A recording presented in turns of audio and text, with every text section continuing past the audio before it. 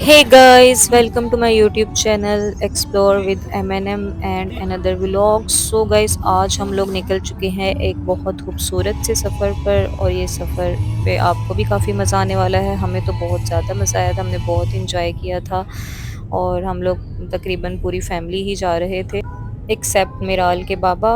और हमने उनको बहुत मिस किया था लेकिन वो काफ़ी बिज़ी थे। पाकिस्तान आकर उनका बिल्कुल भी दिल नहीं करता किसी लंबे सफ़र पर वो जाएं। सो हमने सोचा कि चलो हम ही चले जाते हैं। और ये जगह थी मरी से थोड़ा सा आगे, और जहाँ से नथिया गली का जो बाज़ार था वो 5 किलोमीटर पर था। डूंगा गली इस जगह का नाम था। तो हमारा सफ़र तकरीबन बहुत ही अच्छा गुज़रा था। हम लोगों ने रात के टाइम ट्रैवल को ज़्यादा प्रेफ़र किया और सुबह के टाइम हम लोग 6 बजे तकरीबन हम लोग मरी पहुँच चुके थे। घर से हम लोग निकले थे, आई थिंक 2 बजे निकले थे शायद। सो ये काफ़ी पुराना व्लॉग है, ईद से पहले का व्लॉग है और ये अपलोड करने की मुझे अभी फ़ुर्सत मिली है।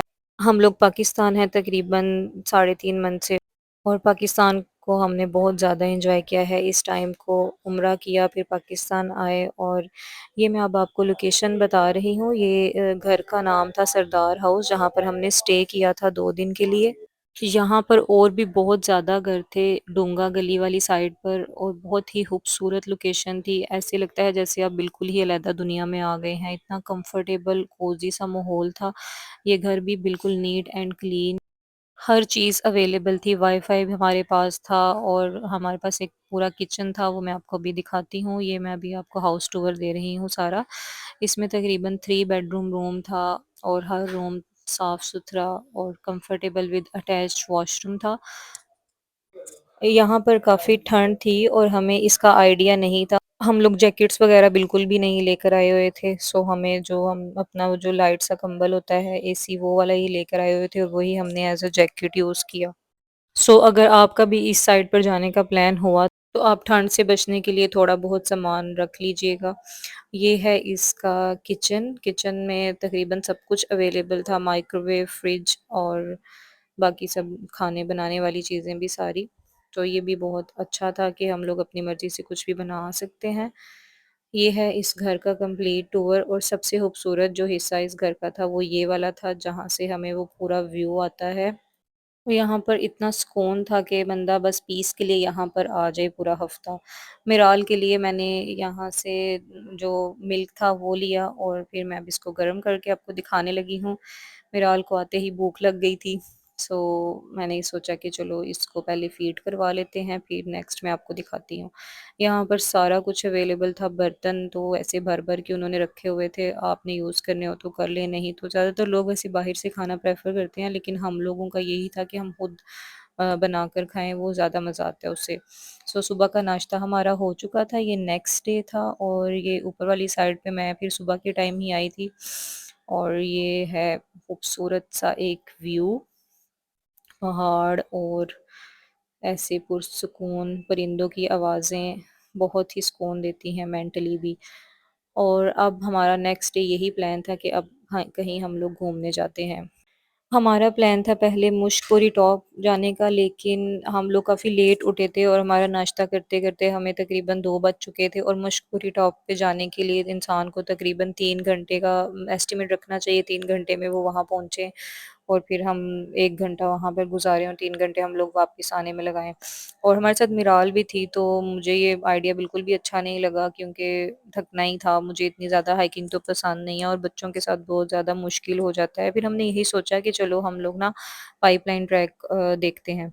उसके सफ़र के लिए हम लोग निकल पड़े थे। रास्ते में ये इतना खूबसूरत व्यू था, इतना खूबसूरत कि यहाँ से फ़ोटोज़ वग़ैरह हम लोगों ने ली और फिर हम लोग नेक्स्ट आगे चल पड़े। ये व्यू मैं आपको करीब से जाकर भी दिखाती हूँ। यहाँ फ़ोटोग्राफ़र भी आपको ऑफ़र कर रहे थे कि हम लोग आपकी ना फ़ोटो ले लेते हैं और हम आपको दे देंगे व्हाट्सएप पर।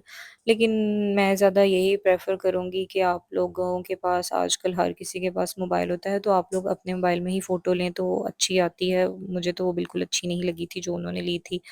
सो ये है हमारा डूंगा गली का बाज़ार, और हम लोगों को चलते-चलते थोड़ी-सी भूख लग गई थी।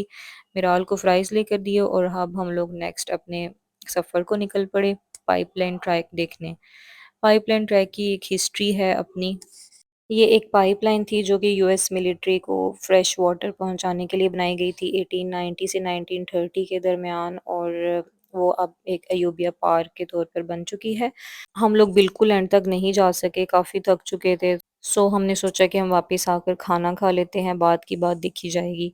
और ये हम लोग बाज़ार की साइड पे वापस आ चुके थे। रात को हमारा प्लान था बारबेक्यू करने का, सो यहाँ पर हर चीज़ अवेलेबल थी। एक यहाँ पर स्टोर था जहाँ पर सब खाने-पीने की चीज़ें अवेलेबल थी, और बाज़ार से ही हम लोगों ने बारबेक्यू का सामान खरीद लिया था। फिर शाम को हमने प्लान कर लिया बारबेक्यू।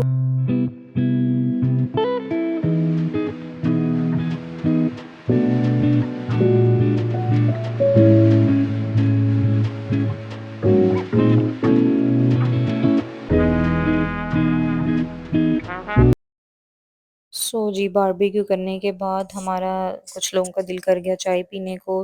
हमने उसी बारबेक्यू वाले जो कॉइल थे उसके ऊपर ही हमने चाय वग़ैरह रख ली, ताकि चाय भी साथ ही बन जाए और हम लोग पिएँ। ये हमारी चाय भी रेडी हो गई थी साथ, और ये था हमारा लास्ट डे एट डोंगा गली। हमने 2 दिन ही स्टे किया था। नेक्स्ट डे हम लोग भी निकल चुके थे वापस घर के सफ़र को, और ये हम लोगों ने रास्ते में स्टे किया था। सीबीटीएल ये भी काफ़ी फ़ेमस जगह है, और यहाँ की कॉफ़ी बहुत मज़े की होती है लिटरली।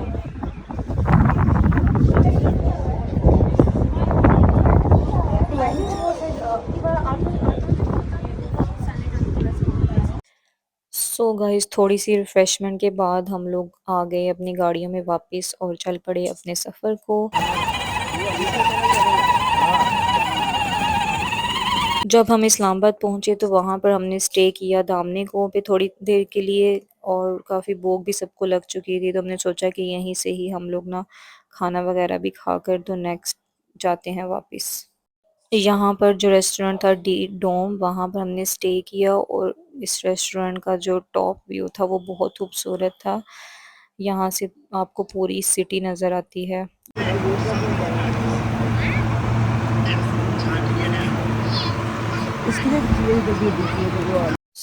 ये हमारा स्टार्टर आ चुका था। स्टार्टर में जो नाचोस थे वो मुझे सबसे ज़्यादा पसंद आए। आप लोग भी अगर गए तो आप लोग वो ज़रूर ट्राई कीजिएगा। आई होप कि आपको मेरा मिनी व्लॉग अच्छा लगा होगा, और kindly like, share and subscribe my channel.